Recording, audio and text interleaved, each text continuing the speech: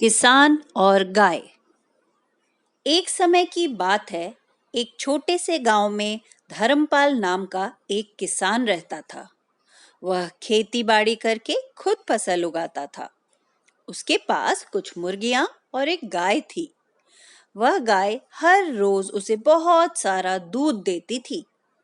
धर्मपाल की कमाई ज्यादातर गाय का दूध बेचकर ही होती थी। इसीलिए वह चाहता था कि गाय हमेशा स्वस्थ रहे। एक दिन जब धर्मपाल खेत में काम कर रहा था, उसका बेटा भागता हुआ उसके पास आया। बापू बापू, जल्दी चलिए। क्या हुआ बेटा? गैया बीमार हो गई है, जमीन पर पड़ी है और अजीब आवाजें निकाल रही है, दूध भी नहीं दे रही, जल्दी चलिए। धर्मपाल झटपट अपने बेटे के साथ घर की ओर चल पड़ा। वहां जाकर देखा तो वाकई गाय जमीन पर पड़ी थी। वह बहुत कमजोर लग रही थी, ठीक से खड़ी भी नहीं हो पा रही थी। धर्मपाल ने उसे मुश्किल से खड़ा किया। जब उसने दूध निकालने की कोशिश की तो दूध भी नहीं निकला। धर्मपाल ने 1-2 दिनों तक गाय की सेवा की, मगर गाय ने दूध देना शुरू नहीं किया। उसने सोचा, अगर ये दूध नहीं देगी तो मैं क्या करूंगा? फिर तो ये गाय मेरे लिए बेकार हो जाएगी। इसकी दवाई और देखरेख करने का न मेरे पास समय है न पैसे। मुझे कुछ उपाय सोचना होगा। लगता है मुझे इससे छुटकारा पाना ही पड़ेगा। धर्मपाल को लगा कि गाय अब ठीक नहीं हो पाएगी। उसने गाय को किसी तरह खड़ा किया और जंगल की ओर चल पड़ा। जंगल के बीच पहुंचने के बाद उसने गाय को खुला छोड़ दिया और वहां से चला गया। बेचारी गाय बहुत देर तक उसी जगह पर खड़ी रही। जब बहुत देर तक धर्मपाल नहीं लौटा तो गाय थोड़ा डर गई और जंगल से बाहर निकलने का रास्ता ढूंढने लगी। काफी दूर चलने के बाद वो एक खुली जगह पर पहुंच गई। उसे पता नहीं चल रहा था कि वह कहाँ आ गई थी। भूख के मारे उसकी हालत खराब हो रही थी। उसने आसपास की नरम घास खाई और वहीं बैठ गई। अंधेरा होने ही वाला था। तभी जंगल से निकलकर घर की ओर जाते हुए माधव ने गाय को देखा। गाय बड़ी बीमार और कमजोर लग रही थी। माधव को गाय पर दया आ गई। वह उसे अपने घर ले गया। वहां पहुंचकर उसने अपनी पत्नी को आवाज लगाई, सरला, ओ सरला, जरा बाहर तो आओ। सरला बाहर आई और गाय को देखकर बोली, अरे ये तो बड़ी प्यारी गाय है, इसे कहाँ से ले आए? माधव ने कहा, ये मुझे जंगल के पास मिली। लगता है ये बीमार है और अपना घर का रास्ता भूल गई है। जंगली जानवरों के डर से मैंने इसे अपने साथ लाना ही ठीक समझा। आपने बहुत अच्छा किया, मगर अब हम इसे खिलाएंगे क्या? हमारे पास तो ज्यादा कुछ है ही नहीं। चिंता मत करो सरला, जो हमारे पास है उसी में से कुछ खाना हम गैया को भी खिला देंगे। अच्छा, मैं अभी कुछ लाती हूँ। ऐसा कहकर सरला अंदर गई और गाय के लिए कुछ खाना ले आई। गाय को तो बहुत भूख लगी थी। उसने मिनटों में सारा खाना खत्म कर दिया। फिर माधव ने उसे अपनी झोपड़ी के सामने पेड़ के पास बिठा दिया। गाय वहीं आराम करने लगी।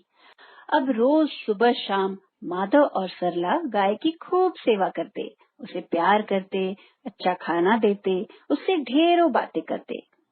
गाय को भी माधव और सरला से बहुत लगाव हो गया। जल्दी ही गाय बिल्कुल स्वस्थ भी हो गई। एक दिन सुबह माधव और सरला उठे ही थे कि दरवाजे पर उन्होंने गाय की आवाज सुनी। जब वो बाहर गए तो गाय ने एक बार फिर आवाज लगाई। उन दोनों ने देखा कि गाय बार बार अपना पाँव जमीन पर पटक रही थी। पहले तो माधव को कुछ समझ नहीं आया। फिर सरला ने कहा, शायद गैया दूध देना चाहती है। माधव झट अंदर गया और एक बाल्टी ले आया। फिर उसने गाय का दूध निकाला। गाय ने ढेर सारा दूध दिया। यह देखकर सरला और माधव खुशी से झूम उठे। उन्होंने कुछ दूध खुद पिया और बाकी का गांव में बेच दिया। उन्होंने गाय को खूब प्यार किया और अच्छा खाना खाने को दिया। अब तो रोज सुबह गाय बाल्टी भर दूध देती और माधव उसे गांव में बेच आता। जल्दी वह अपने स्वादिष्ट और शुद्ध दूध के लिए गांव भर में प्रसिद्ध हो गया। माधव की गाय और उसके बढ़िया दूध की खबर धर्मपाल तक भी पहुंच गई।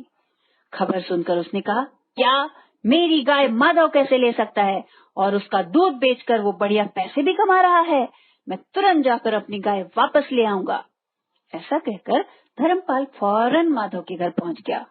यह मेरी गाय है, तुमने इसका दूध बेचकर पैसे कमाने की हिम्मत कैसे की? मेरी गाय मुझे वापस दे दो।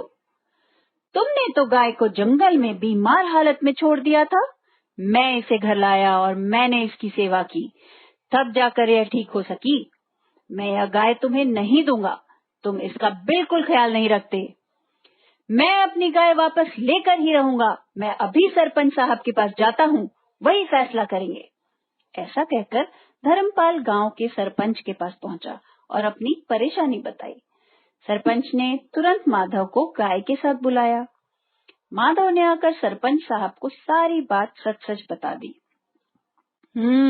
तो ये है समस्या। चलो मैं अभी इसे हल किए देता हूँ। तुम दोनों की लड़ाई गाय को लेकर है ना, कि इसका मालिक कौन है? तो गाय खुद ही बता देगी कि उसको किसके साथ रहना है।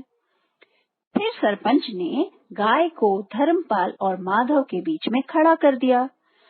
धर्मपाल को पूरा विश्वास था कि गाय उसकी ही तरफ जाएगी, आखिर वो ही तो असली मालिक था गाय का। वो शांत खड़ा मुस्कुराता रहा।